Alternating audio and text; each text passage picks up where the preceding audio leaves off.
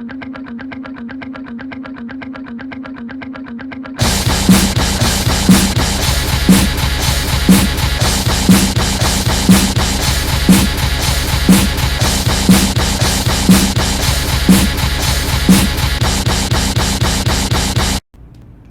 to the Knockout Hour, Episode 2. We got my co-host, Uncle Coco, across from me. We got producer Josh. Say what's up again, Josh. What's up? It's time! What's up, everyone? So today we're back and we're going to be previewing UFC 273, which is in a couple weeks. So today we'll start off and we'll look at, the first big fight on the card, Rosen Strike versus Bira. Derek, you can go ahead and start us off here, but that's going to be a fun fight, I think. Oh, yeah, I absolutely love this matchup. Honestly, this heavyweight division is looking amazing. And I know I said that on the last podcast as well. Rosen Strike, he's not been looked overly great. 12-3. I'm not going to say he looked bad. The fights he did lose, he kind of looked kind of bad. But honestly, I'm taking Rosen Strike in this fight. He is coming off a loss to Curtis Blades by unanimous decision. Curtis Blades is pretty fucking good, though, honestly, judging by his fight this past weekend. But we'll touch on that a little bit later. You want to add on to that? Yeah, I think we're on the same page with that one. I like Rosen Strike in the fight as well, but Marcin Tybura is no slouch. No slouch. He's probably the very best in the world. He's currently sitting at number 10 in the rankings. He's beat Sergey Spivak, who we've mentioned already a couple times on here. Beat good old Greg Hardy, Walt Harris. So, he's beat some of the best guys in the world. He is also coming off a unanimous decision loss to Alexander Volkov, who just got beat recently. But Spivak has been in there with the best, man. Tybura has been in there with the best. So you definitely can't count him out, but Rosen Strike, I think, by knockout. Yeah, absolutely. No, I definitely agree with you there. So I'm going to say if it's going to be knockout, it's probably going to be first round. I think if it slips past the first round, it goes to decision. And then it'd be interesting, honestly. Yeah, I think the longer the fight goes, I think it starts to tip into Bira's favor, especially because he has a lot of decision wins. And, he's looked good. He has the gas tank that most of these heavyweights do not have. So the longer the fight goes, it starts to tip into Bira's favor. But you can never count on Rosen Strike. He's got that one punch knockout power. So, it's a tough one, but I think me and Derek and Josh are on the same page. We're going with Rosen Strike. Absolutely. Jumping up, you got the next fight pulled up. What's the next fight you want to talk about here? Man, the next one I would like to talk about definitely has to be Ian Gary versus Darion Weeks. Ian Gary's one of the most hyped up prospects right now in the sport. Another Irishman who people really like, who's a good talker. He's got some hype behind him. Looked a little shaky in the last one. It was just like Paddy Pimblett. He got off to a slow start and then came back and ended up finishing his opponent. So as long as he stays away from that slow start, I think he's got it. His opponent, Darion Weeks, is coming off of his first loss, which was his first UFC fight, to Brian Barbania, who also just fought this weekend. I like Ian Gary in that. What are your thoughts there? Yeah, I like Ian Gary as well. He's beaten some. He's only had one UFC fight. It was on the Usman Covington 2 card. Jordan Williams, he won by knockout, and there was actually 4 minutes 59 seconds into the fight, so he actually got him right before the buzzer there. But I like Ian Gary, honestly. Think he's going to get it done. He's undefeated going into it. I don't think this is going to be his first loss either. Yeah, definitely agree there. Plus, looking at Darion Weeks' competition he's faced, he has not fought the best guys, honestly. His last opponent before he got in the UFC was 3-4. He was fighting at LFA, which is one of the best feeder organizations to the UFC, but coming out and getting beat by Brian Barbania, who is honestly, he's a journeyman. He's going to win some, he's going to lose some. He's not one of the best in the world. For him to come out and get beat, especially by decision to him, it's not a good look. I think Ian Gary's got it. Yep, absolutely, I do too. Moving on, who do you want to talk about next? Man, the toughest fight that I'm going to be betting on, I believe, personally, besides Mckenzie Dern versus Tasha Torres, is going to be Mickey Gall versus Mike Malott. Man, I'm just not a big Mickey Gall guy. I think he's looked shaky in the UFC at times, man. He's got wins over guys who, like, he's got 2 wins over Mike Jackson, who had never fought in the UFC, CM Punk was awful at mixed martial arts. Great wrestler, but awful at mixed martial arts. Love me some CM Punk. Just a future reference here. He got to fight Sage Northcutt, who everyone knows did not pan out at all.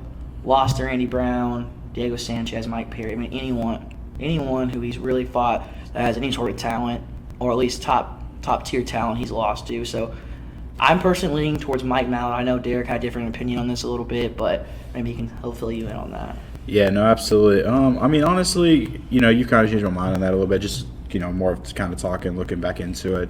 I don't know. You're right. I do kind of like Mickey Gall. I give him a little bit of credit for getting that win over my boy CM Punk, even though CM Punk's did not look good at all. But yeah, man. Mike Malott, he has looked, impressive in some of his stuff coming up. I know this will be his first UFC bout. But yeah, some of the earlier stuff, he's looked pretty good. I think he'll probably come in and get this win. Over, honestly, Mickey Gall, who I don't think he's fought. I think he's taking a little bit of time off, but not too long. But yeah, so we'll go ahead and move on. We'll move on to probably the fight that you're most looking forward to, and that being the first fight on the main card. That's Gilbert Burns and Kazmat Chimaev. Man, talk to us a little bit about Kazmat Chimaev and what you think of him. Honestly, right now, maybe one of my favorite fighters. Top 3 right now. I can't even say maybe. He is top 3 right now for me. This fight does scare me a little bit because Gilbert Burns is one of the best in the welterweight division right now. Yeah. Honestly, if he wins this, he's got to get Kamaru next. Burns and Kamaru were teammates. I think Burns took Kamaru to his limits. That's the only thing that kind of scares me about this fight. Kazmat is amazing. Hasn't necessarily proven himself with any top talent yet. This is his first huge fight, I think, in my opinion, and this is going to be the prove-it fight, whether or not he's really got what it takes and whether or not he can actually back up this talk he's been talking. Yeah, I definitely agree there. He's another. I don't know if I even consider him a prospect anymore. He's proven he's very, very talented. 4 UFC wins already, very great fashion. He's looked amazing. But yeah, just like you mentioned, Gilbert Burns is very, very talented. He took Kamaru, almost knocked his ass out, and then came back, and he ended up getting knocked out himself. But it was an awesome fight. One of my favorite welterweight fights that I've watched in a while. Definitely really exciting. And man, he's slick on the ground. I was just telling Derek, he reminds me a lot of Charles Oliveira. Got good hands, and they're slick on the ground. He just actually recently has a grappling win over Rafael Lovato Jr., who is one of the top Brazilian Jiu-Jitsu practitioners in the world. So that's huge. And then his past fight over Stephen Thompson. Stephen Thompson, Wonder Boy is the best, one of the best. I love Wonder Boy, but yeah, I think it's a lot closer than people think, especially the casuals who don't really know Gilbert Burns that well. And just see all the Kazmat hype. I think it could be closer. Kazmat's wrestling is probably going to take over, but the thing is how good Burns is on the ground, man. You don't want to be messing around with him down there. So I'm interested to see if Kazmat can get down with the hands, because we know Gilbert Burns can do it with the hands, but this is definitely a big fight for him. For me, I don't know if he gets Kamaru next. That would make the most sense to me personally, but especially with Burns just coming off that title fight not too long ago, I really do think that. This would be the prove it, like I was saying. I think Dana loves him. He's a money maker. I honestly think that it'd be the money fight. Yeah, for sure. Dana wants to see him and Covington go at it though, but if Kazmat wins this fight in dramatic fashion, I think he's fighting for the title next. So I agree, and I think that's going to be what it is. I think if he finishes him, I think it's a title fight. I think if it goes to decision, he might get Covington next, just to make sure. But I think that's honestly going to be the factor. Yeah, so let's go ahead and move on. We got Kelvin Gastelum next versus Nasruddin Imavov. Sorry, very tough name to pronounce. But, yeah, I think I'm going with Imavov this fight. He's looked good. He's looked real good lately. And Kelvin Gastelum, man, I love the guy. He's an absolute warrior. But, man, he has not looked good against some of the best or some of the top talent in that division. He's 1-5 in his last 6 fights. I mean, that's always tough to bet on. When someone's 1-5 in the last 6 fights, and at times he just looks like he doesn't even care anymore, man. Yeah, and I don't disagree with you, honestly. And I know we talked about this, another one we kind of agree to disagree on. I mean, Kelvin Gastelum still, in my opinion, is not to be slept on in this fight, because I honestly think he can come out here, get away with a little knockout victory, even maybe take it the distance. Like you were saying, he's been around for a while here. He's 17-8, so he's got had a couple fights. Definitely had his cup of tea in the UFC, and I definitely just wouldn't sleep on him. Yeah, I'm not saying to sleep on him. I mean, he definitely has a great chance to win the fight, but especially with Imavov never fighting anyone who has the name recognition of Kelvin Gastelum, but it's tough for me with Gastelum losing 5 of his last 6 fights to all the top people in the division. That just shows me, man, if he loses to all them, maybe he's not a top guy in that division. In my opinion, I think Imavov has the potential to be. So that's kind of why I'm leaning that way. But like you said, never count Kelvin Gastelum. He is very talented as well. Yep, absolutely. So, man, we'll go on to a very fun women's fight that I think is going to be an absolute banger, potentially fight of the night, and that's Mckenzie Dern versus Tasha Torres. Derek, you want to give your opinion on that one? Absolutely, and as of right now, when we're recording this, Mckenzie Dern is, I believe, a plus 120 underdog, and I am hammering that. I love Mckenzie Dern in this fight, and I'm going out on a limb, and I'm saying she is going to take it home. And that's Torres is absolutely, not to be slept on, but I really like what Mckenzie Dern has been doing. I do know, she lost her last fight by unanimous decision, but if I recall, I believe the fight was pretty close, and I'm pretty sure it could have gone either way, if memory serves me right. But man, she has looked good in her other fights. She's had 2 fights last year, so 1-1. Before that, she was on a little bit of a win streak there. And I just like what Mckenzie Dern is doing, honestly, in the octagon right now. Yeah, I agree with that. With her only loss being to Rodriguez, who's currently sitting as the number 1 contender right now to fight for the championship.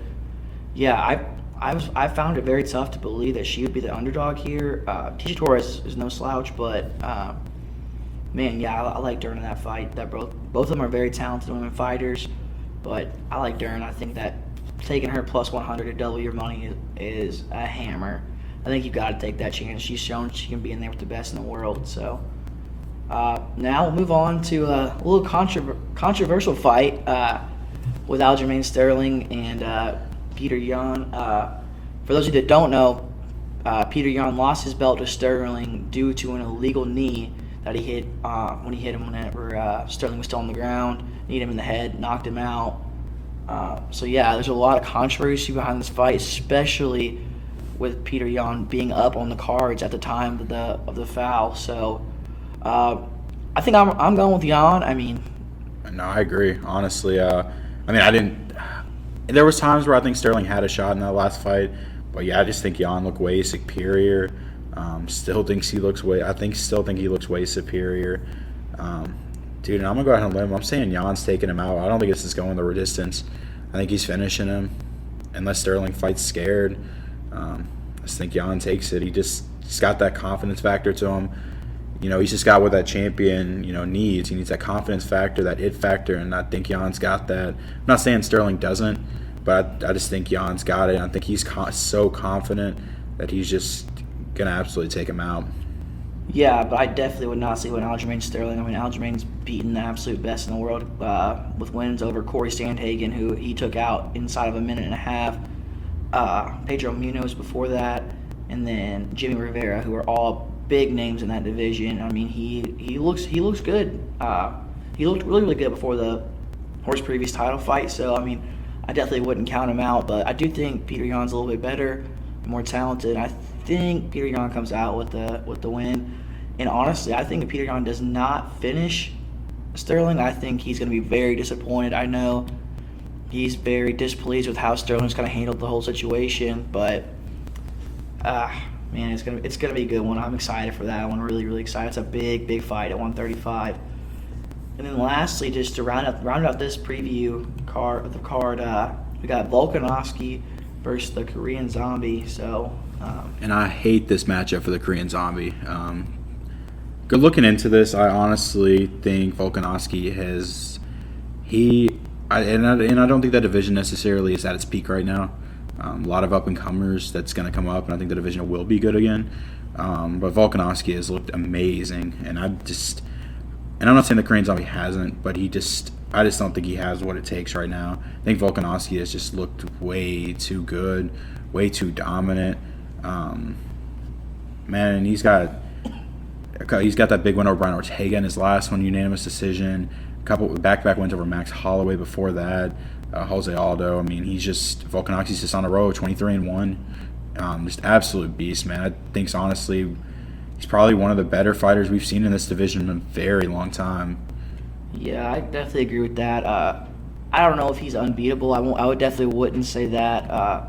I personally think he lost one of the fights against Max Holloway. And then going back to what you said, I actually like this featherweight division right now. I think it's got a lot of talent. And I was actually really surprised that the Korean Zombie got the call when Max Holloway had to pull out. I was shocked. I mean, I would have liked to have seen Cater get in there. I know Cater was coming off a tough loss before his last fight to Max Holloway, but then he went in there and just absolutely dismantled Giga Chikadze, who is an absolute killer. I mean, Cater looked amazing, especially with the Korean Zombie. I mean, he's only 3-2 in his last 5, and he's lost to Yair Rodriguez and Brian Ortega, Rodriguez is currently sitting below him in the rankings. But I mean, who's the best guy he's beaten recently? A 40-year-old Frankie Edgar who has no chin left. I mean, my God. Dan Ige is good, but he's proven that he loses to the top competition. I mean, he just coming off I believe it's his last fight against Josh Emmett, coming off a unanimous decision loss. So I do think Volkanovsky is beatable, but I have to go with Derek here. I don't think it's by the Korean Zombie. I like Volkanovsky in this one for sure. And with that, we're gonna go ahead and actually give you all our official fight picks for this upcoming card. So we made a 5-fight parlay. So we took all money lines. So we took Imavov, Peter Yan, Alex Volkanovsky, Mike Mallet, and Mckenzie Dern. I put 25 on it, and that's to win 171. If you want to add to it, Ian Gary would be a good one to add. Yeah, I think he's got a chance. I wish we would have threw him in there. I think Derek actually did in his, so that's a good add too. So if you want to, go ahead and add Ian Gary. I think that's definitely. Yeah, no, absolutely. Yeah, I threw Ian Gary in there, and the odds increased to plus 791. So a $20 parlay for the 6 fights. It'd be the same 5 as him, and then plus Ian Gary. $20 will pay out at 178.31. Honestly, Ian Gary being thrown in there is I don't necessarily see him losing. I think that's one of the locks. You can hear it first. I think it's one of the locks on the card. You're not gonna hear that a lot from me, honestly. The fighting is just one of those things I don't necessarily call anything a lock, but I think that one is a lock on this card. Yeah, like I said, I mean, I don't know too much about Darian Lynch from what I've seen from him. With his only loss in the UFC, or his only fight in the UFC being a loss, I think Ian Gary's a safe bet on that one too. So go ahead and add him in there in that parlay if you're feeling frisky. But when we come back, we'll give a little recap of UFC Columbus. All right, coming up with the review or the recap of UFC Fight Night Columbus, Blaze versus Dawkins. We're gonna go ahead and start with the undercard. something that I want to touch on, Nikolai versus David Dvorak, and I think Dvorak got screwed. Yeah, I definitely agree there. I had Dvorak winning round 1 and round 3. I agree. He got clipped in round 2, went down, but looked to me like he won round 1. I mean, the whole time, Nicola was just backing up and running from him. It's like, you're here to fight, not run around. If you want to go run laps, go run track. Absolutely, and I feel like there was a couple fights like that on this card. But I think, Dvorak was, on the offensive the entire time. Honestly, he got pieced up in round 2, but they didn't even score 10-8. Judge scored the contest 29-28 the entire time, and to me, I just don't see it that way. I don't know exactly what they judged on. I know the announcers are kind of the same way. I was reading Twitter while we were watching it because we're watching it down at the casino, so there wasn't any sound, but it seemed like the announcers were kind of on the same waves that the judges were, but I seen Twitter wasn't. I think Dvorak, I think he won 1 and 3. I don't think it's fair to judge a fight off one round. I think the round 2, I think it was pretty lopsided, but I still don't see that Nikolai winning that. Yeah, let's not forget, though, if it was DC who was commentating, he's the worst judge of all time. Dude could not judge a fight to save his life, man. He's terrible, in my opinion, at judging fights. Not a huge fan. I don't see how Dvorak could have lost the first round. And I definitely don't see how he could have lost the third round because he was on top of him, beating the shit out of him. So it's like, man, what are you watching? I guess, man. That's how I feel about it. I was pretty upset about that one. I thought Dvorak got screwed, but we'll go ahead and move on. So we'll move on to Manon Fiorot versus Jennifer Maia, which was a good fight. It was a lot better than I expected. Fiorot, she's an absolute animal. She's fun to watch, but man, I gotta say it. Maia's no slouch. I know, that's what I was saying on the last podcast here. Fiorot looked great. I'm no discredit to her. Jennifer Maia's just been in there with the best of the best, and I honestly think she looked really good. She did get pieced up a little bit, but honestly think she looked really, really good, and definitely don't see this being the end for her. Yeah, definitely agree there. So we go ahead and move on to I don't even know how to say this name, not even gonna lie. Kizarev.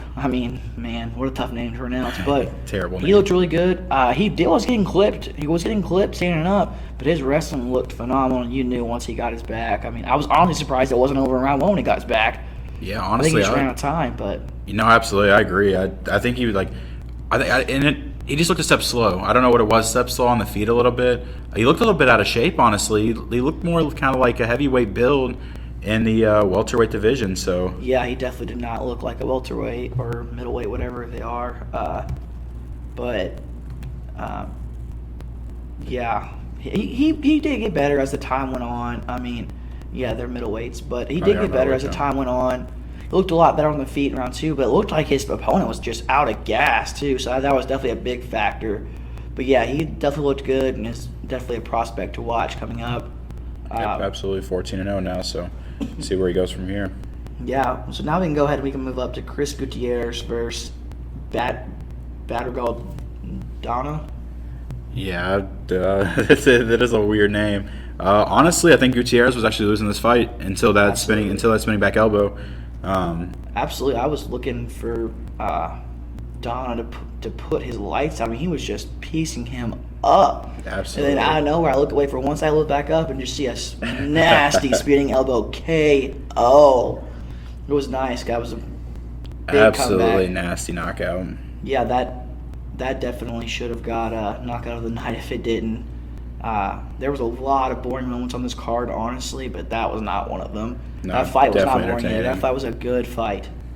I liked that fight a lot. But yeah, if you're good to move on, I think we can move on to absolutely.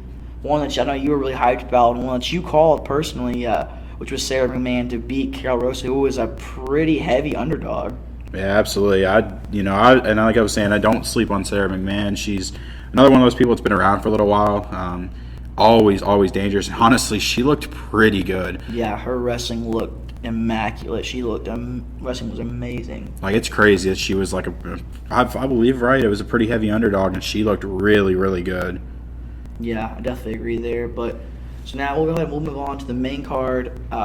We got a fight I was very disappointed with. Bullshit.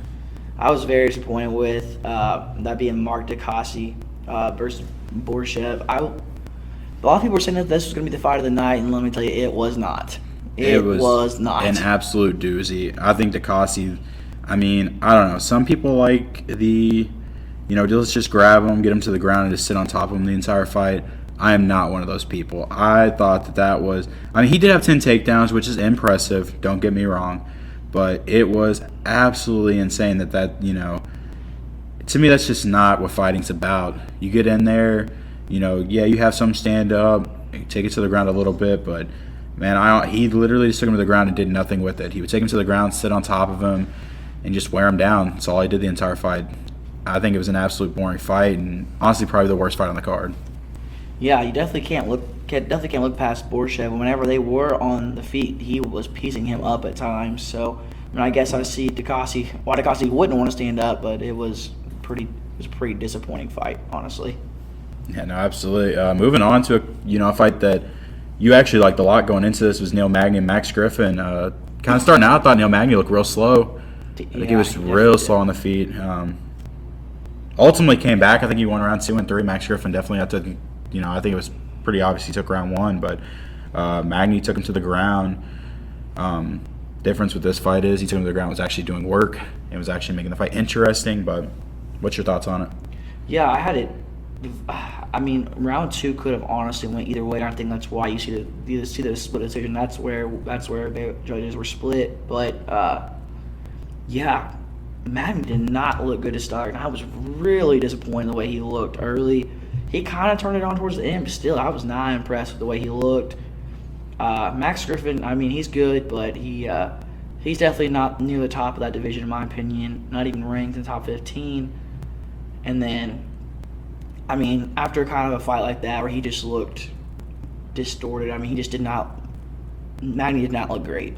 No, he wants to go call out Kazmat Chimaev. So, and I think that's a terrible idea. I don't think he wants Kazmat Chimaev. No, not after that performance. Yeah, not after that performance. He gets in there looking like that, he's going to get finished just like the rest of Kazmat's opponents. Absolutely. Yeah, that was... he did not look good. No, absolutely not. Moving on to the next fight. This probably was my favorite fight of the night. Kai Kara-France and Askar Askarov. I think me and Corey both called it. I think we both had Kai Kara-France winning this. I think we both thought he was going to knock him out because Kai Kara-France is he's top bantamweight, most knockouts, right? Yes, I believe so. He's definitely 6. One of the most exciting on the feet. One of the only ones that really has the power to put these lights out on the regular. And yeah, that's what I had. When I had, if the longer the fight went on, I thought it was going to benefit Askar Askarov, but Kara-France just looked good, man. And this was great for the division because nobody wants to watch Askarov fight. I mean, I couldn't agree more. Said it. He ran the entire fight. I said it 100 times yesterday. I mean, this dude, he's the decisionator. He just wants to take people down and hold them there. It's so boring to watch. Nobody wants to watch that style. That. Yeah, trademark that, man. He is not good. Okay, he's good, but it's not fun to watch. Yeah, no, it's just a boring fighter. I mean, 14-0 going into it, dropped to 14-1. Not going to say he's not good, but absolutely the decisionator. He just tries to wrestle you, keep you down, and it's just, to me, that's just not what this sport is right now. It needs to be more hype, more trash talk, more, knockouts, submissions. Absolute, dude. Just need more finishes. Yeah, I think this was great for the division, as I mentioned earlier, because now you're probably going to see Moreno and Figueiredo 4 coming up, which could honestly go either way. But outside of them, there's not that much hype in the division besides Kara-France. I mean, and he has the personality. He's good looking. He got the personality. He fights out of a good team and from down in New Zealand or Australia, one of the two. And he's got the power. He's exciting to watch. A lot of people like him. So this is definitely a good one for the division because the 125ers sometimes that division goes to hell in a handbasket every once in a while. Not many people want to watch it. So I was really, really pleased with this. Yeah, and like I said, I really like Kai Kara-France, and I really, really think he's got potential to become champion one day. Yeah, especially because Figueiredo and Moreno both like to box. if they get in there and box against Car France, I mean, they're gonna hit him more probably, but he's gonna land the bombs that ultimately are gonna end the fight. Yeah, so I think I like both of those matchups for him. I mean, Moreno's slick on the ground, and Figueiredo's got good wrestling too. He showcases sometimes, but if they want to get in there and they want to throw hands, I think Car France might be able to take him. So that's interesting. Might be a good pick in the future. Absolutely, and I think it honestly draw in the crowd too. Car France is he's not quiet when it comes to interviews, and I think he would honestly sell pay-per-views. I mean, he likes to run his mouth a little bit, and I think I like that about the guy. Yeah, he's definitely one of my favorites, especially in that division. But now let's move on to a decision I was very disappointed in, which was Brian Barbania and Matt Brown. Man, I thought Matt Brown won the fight. They both look terrible. Don't get me wrong. Matt Brown, it's probably time to hang him up. But, man, it was probably my favorite fight on the card. I know I said Car France was, but I really think this was the most entertaining fight. They stood up, slugged it out the entire fight, and I absolutely loved it. Yeah, I don't know if you said they looked terrible or neither of them looked. They just looked slow. They just got gassed early. Both looked slow. Both looked gassed. But, man, it was pure heart and desire to get to the end. I had Matt Brown winning that one. Honestly, I thought he could have won all 3 rounds, but I definitely had him winning rounds 1 and 3. Barbania he had a good moment at the end of round 3, but to me, you can't judge a full 5-minute round off a 30-second flurry. Before that, Matt Brown had taken him down, beaten him up, and was slicing him up with elbows and body kicks. Man, he was throwing some hard body shots. I mean, Barbania was eating him, but I was really disappointed in that. I know that was a pick that we gave you guys, so I personally think that one. I thought everyone. Whenever we were watching it with a big crowd, and everyone was in agreement. I mean, everyone thought Matt Brown won, so I was pretty disappointed, especially for him being close to home. I thought he had it. No, absolutely. Going up to the next fight, the co-main event, Alexa Grasso, Joanne Wood. It's safe to say Alexa Grasso is one of the top in her division right now. Fighting out of Mexico, I just think she's got the it factor. I think it's time for a title fight. Yeah, she definitely looks really good. JoJo's no slouch either. She's pretty good. She's fought some of the best in the world. She's an exciting woman fighter to watch.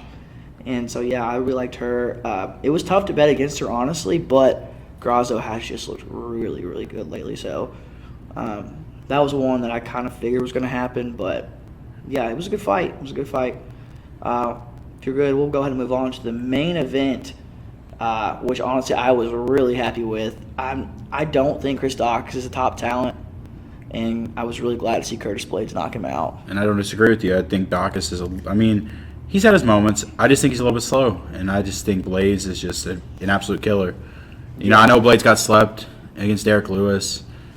Just definitely had a couple good ones coming back here, and this is definitely one of the ones that I think he absolutely needed to stay atop that heavyweight division. I think if he loses this, he starts a downward trend. But honestly, Curtis Blaydes is still one of the top fighters in that heavyweight division. That heavyweight division is lightweight stacked in that top. That top 5 is just absolutely heavy hitters, and you just never know who's going to knock who out at this point because they all got nasty, nasty hooks, and they are all killers. Yeah, I'm not 100% sure where Blaydes goes from this. Maybe he fights Aspinall if Aspinall and Tai Tuivasa don't get booked. But if not, if Tai and Stipe get booked, I mean, maybe he fights Cyril Gane to see which ones. And I don't hate that. I don't hate that, and I think he's got a real shot against Cyril Gane. Cyril Gane, the only problem I have with him is that, again, he's back to one of those people who like to run. Who like to keep the fight at a distance because he's got the length on almost everyone in that division. Blaydes matches up good with him, though, I think. Blaydes and Blaydes got similar reach, similar height. I don't think Cyril Gane can just sit back on Curtis Blaydes and just piece him up like he has with a lot of other people. I think he's got to get in close and personal. I think that's why he matched up bad against Francis. Francis is tall, lengthy, and I don't think it was a good matchup for him either. Yeah, we definitely saw a big weakness in Cyril Gane with getting taken down. Man, his wrestling looked atrocious last fight. against Ngannou, who's not known for ground fighting at all. I mean, maybe Ngannou is a good ground fighter. We just don't know because he's never had to showcase it. But that was definitely a big weakness for his game, for Gan's game. And that's Blades' bread and butter. So I mean, I personally think that's the fight to make because I've not heard anything out of Ciryl Gane lately. No, he's been quiet ever since that fight. I would love to see Tai Tuivasa and Aspinall, but if that doesn't happen, I'm sure it's going to be Tai and Stipe for an interim title. And then I think you got Blades versus Ciryl Gane, and then Aspinall. I'm not sure what he does. He's definitely in the mix, but I feel like he's the one who doesn't have the dance partner right now. Yeah, no, absolutely. But he's Aspinall. He's one of my favorites for sure. So is Tai. I love both those guys. Love Tai. Yeah, back to Blades. I mean, I think that's the fight to make personally. I mean, maybe I'm missing something, but I think that's the fight to make, and I think Blades wins that fight too. A fun fact for everyone: in every single fight that Curtis Blades has ever had in the UFC, he's been the betting favorite too. So. And I think he comes out the underdog in this. I think he does. I think he comes out the underdog when he's fighting. And I'm saying that's going to be wrong. I mean, I like Curtis Blades. I think he matches up well. I think Ciryl Gane, if the matchup is made, I don't think he matches up well. I don't think so either. And that's something that I would love. I would love to take Blades a plus. You know, he's probably like a plus 150 underdog, and I would love to hammer that. Yeah, hammer that money line. Let him take Gane down and just do work. But I know whenever we come back, Derek's going to be giving a little preview of WrestleMania coming up next weekend. All right, going into a little bit of WrestleMania preview. We're going to be talking a little bit of pro wrestling on this podcast. Just kind of start out with this. Just a little bit here and there. I know Corey's not like the biggest pro wrestling fan. Me personally, I absolutely love it and in love with pro wrestling. So we'll kind of start out here with WrestleMania 38 Day 1. Starting off with, then these won't be in order necessarily. I don't know exactly how they're going to book the card. Just kind of going down the list I have here. We're going to start with the Raw Women's Championship match, Becky Lynch and Bianca Belaire. Personally, this match could go either way. Wouldn't mind seeing Becky keep the title. Wouldn't mind seeing Bianca Belaire take the title. Especially after what happened at SummerSlam a couple months back where Bianca Belaire got beaten like 10 seconds. Just wanted to kind of touch on that quick. Like I said, it could go either way. Wouldn't be upset either way. Moving on, we actually got a little boxer on the card with Logan Paul teaming up with The Miz, taking on Rey Mysterio and Dominic Mysterio. Another one I'm not going to spend a whole lot of time on. Don't care for this match as much. Think this one's more just a money grab. Think the Mysterios win. And kind of moving on, the next fight we have here would be Drew McIntyre, Happy Corbin. I think the most interesting thing that's happened in this match is no one's kicked out of Happy Corbin's end of days finisher ever in the history of WWE, and I think Drew McIntyre is going to be the first to do it. Ultimately, Drew McIntyre going to be winning the match. Another one I'm not going to spend a whole lot of time on. Not a huge fan here. Going on to the next match I have here, the SmackDown Tag Team Championships, the Usos and Rick Boogs and Shinsuke Nakamura.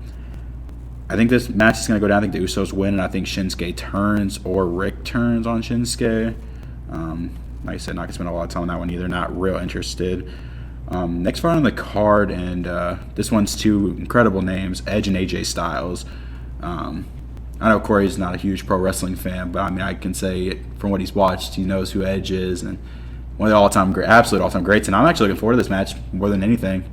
If you want to touch on it for a second, I know you're not a huge fan, but seeing Edge back in the ring on the biggest stage in Raw against one of the best technical wrestlers ever in AJ Styles, I think it's gonna be an awesome match. Yeah, I know both those guys, and I'd be remiss if I didn't remember Edge back in the day. Man, he was wild when we were younger.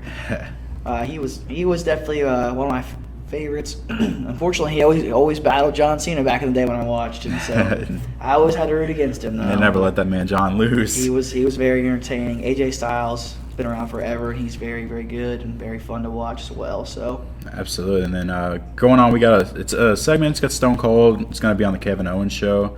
I think this was actually originally supposed to be a match. Stone Cold backed out. He had that neck injury from back in the day. Had a couple neck surgeries, had to retire. He's in his 60s now, so it's probably wasn't the best idea to put him on a match anyways. But it'd be cool to see him back and, watch the crowd go off. And then we got the main event. It's actually me, Ronda Rousey, former UFC native, and Charlotte Flair fighting for the SmackDown Women's Champion. And honestly, I think Ronda Rousey's taking the title off her. She got pregnant, had to relinquish the title, had a kid, so that's pretty cool. And she's back now. Haven't really seen her much in action, but I think she takes the title off Charlotte, especially because I think Charlotte's leaving the company soon. Going to be with her either fiance or husband, Andrade, over in AEW. But moving on to night 2, we'll save that match for last. We got the women's tag team titles. It's going to be looks like a triple threat tag team match. You got Selena Vega, Carmella, Naomi, Sasha Banks, Rhea Ripley, Liv Morgan, and Natalya, Shayna Baszler. So actually it looks like a fatal 4-way. Not a triple threat. But honestly, I see Rhea Ripley, Liv Morgan winning this. Not going to spend a whole lot of time there. Natalya, Shayna Baszler is kind of a thrown together tag team. Naomi, Sasha is another kind of thrown together tag team. I think Rhea and Liv Morgan are the only ones that have the best chemistry right now, besides the tag team champions already. And we got a former NFL star, and I think this one's going to take a lot of people's breath away. I think this match is going to be absolutely incredible. It's Pat McAfee and Austin Theory. And Pat McAfee is one of the best on-mic people I've ever heard. He can cut an absolute killer promo. And I don't know if any of you actually watched the WWE like that, but Pat McAfee and Adam Cole's matches were absolutely incredible. The War Games match was one of my favorite all-time matches, actually. He looked absolutely incredible. So I think, Austin Theory is really good in the ring, and just another young guy who will be there one day. That he's gonna be at the top of everything. But I think McAfee ends up winning that. Then you got Sami Zayn and Johnny Knoxville. Another one, it's a money grab. Not gonna spend a lot of time. I think something's going to cost Sami Zayn the match. Knoxville ends up winning. Going on to the next match we have here, RK Bro, Randy, and Matt Riddle. Another former UFC native, Matt Riddle, versus the Street Profits versus Alpha Academy. So another triple threat tag team match where I honestly, and this might sound crazy, I just don't see RK Bro retaining. I think one of the other two teams is going to win. Not sure which one. I see Randy turning on Matt Riddle because rumor was this was supposed to happen before WrestleMania, and Riddle and Orton actually going their separate ways and feuding, because I think Riddle's actually really good in the ring and doesn't necessarily need a tag team partner. A couple matches that aren't on the card yet, and we're recording this on Sunday, so we still have Monday Night Raw, Friday Night SmackDown. A match I think is going to get ultimately assigned because Finn Balor is not on the Mania card, and he is the U.S. champion right now. Him and Damian Priest are right now. They are in a feud. I think we're getting Demon Finn Balor, and that would be pretty cool because Damian Priest has got a pretty good gimmick going on right now. But Demon Finn Balor is going to kill it.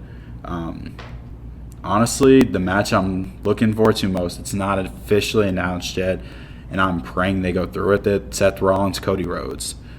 Cody Rhodes just coming over from AEW, former AEW vice president, the first big name to leave AEW and go to WWE.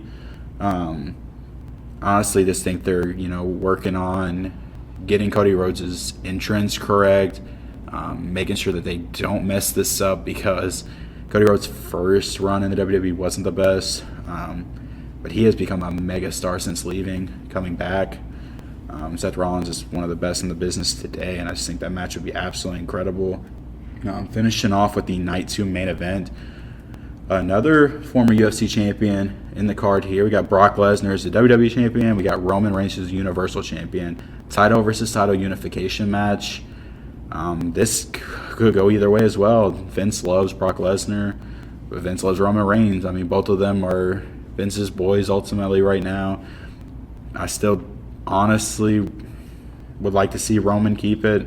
He's been champion it's been over a year and a half now. He wanted it was last year. I want to say it was Hell in a Cell last year. was in a triple threat match with The Fiend. But yeah, ultimately, Roman's held it for a while. Brock just coming back. Brock on an absolute tear, actually. One of the best characters they got right now. But just going to round that out. I would like to see Roman keep it. I could honestly see that going either way. And that's going to be a wrap for episode 2 of the Knockout Hour. Do want to have one more thing to say. St. Peter's is the end of an era. They did lose tonight against North Carolina, who I think is honestly probably going to take the national championship home. They look probably the best out of any team left. But I just want to say I really do enjoy doing the podcast with these boys. Thank you to everyone who has liked, commented, and subscribed. If you all can keep doing it for us, let us know where we can improve, what you guys want to hear more of, what you guys want to hear less of. But yeah, we'll see you guys later.